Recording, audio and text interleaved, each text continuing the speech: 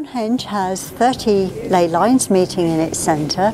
There are 30 stones here with 30 gaps, and each of the ley lines flows into the centre of the stones. It spirals around 5 times, and then there's a vortex in the centre which then spirals out again. And that's something that belongs to the land. It's not anything to do with the stones themselves. So our ancient ancestors who first came to this landscape at least 10,000 years ago, I find it quite feasible that they would have picked up on that it's something they would have felt, because they were in such close contact with nature and the world around them. We recognise that when we go to the coast we feel differently, that we can feel energised. If you go up a mountain you feel differently. We're changed physically and neuropsychologically by those places. We're less used to the idea that there may be places inland that affect us and the way we feel and the way we respond to them, and Stonehenge is definitely one of those places. People are drawn to it from all across the world.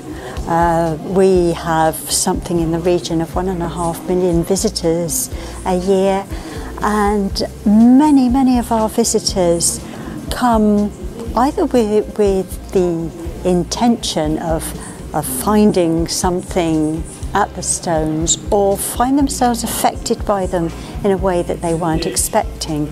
And perhaps the ley lines have something to do with that. Some people desperately want to feel something at Stonehenge. Not everybody does.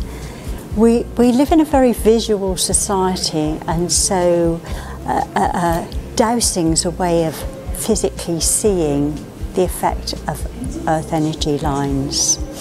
And if I may, I can show you the effect of them. If we walk over here just a little way, there's a little ley line. Who knows what kind of technology might have formed from the energy of the ley lines at Stonehenge. We're in the visitor centre in the exhibition now, so we don't have the powerful energy of the stones, but there is a very small energy line here which I can show you by dowsing. So if I hold this pendulum here, it's going to do exactly what you would expect it to do and just hang there. But if I take a little step over here, the pendulum starts to spin, and if I walk along this line, it'll spin for about 6 feet walking along there, and then it stops for what you'd think was no apparent reason. I know that there are no water pipes underneath or electric underneath, so it is just a little patch of earth energy that's there, which is very useful to demonstrate inside the exhibition. Earth energy is something that's known about all across the world. In the East they're called dragon lines. The Native American Indians call them rainbow lines. They're not the same as the Australian Aborigine song lines, but it is similar. We call them earth energy lines or ley lines. And right up until 1,000 years ago, there was knowledge of these energy lines, and people built the altars of English churches on the crossing points of these lines. And when you think about it, we go to a church not just to pray, but to heal as well. Very often it's for spiritual or emotional healing, and once those areas are in line, as it were, then physical healing can often follow. So it's healing the whole body, not just one small part of it.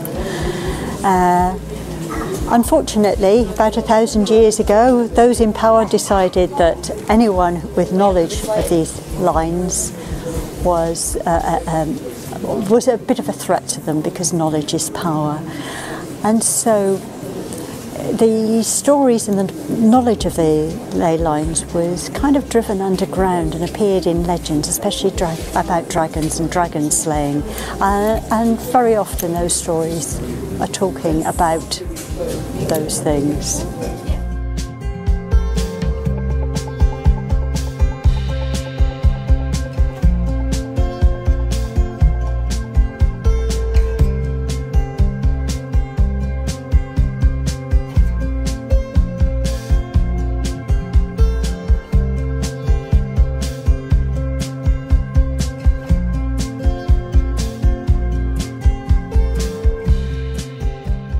Tady tenhle ten kámen jsem nacítila jako intuitivně, že je to spouštěč, že vlastně tady je třeba se zastavit, aby jsme se mohli naladit.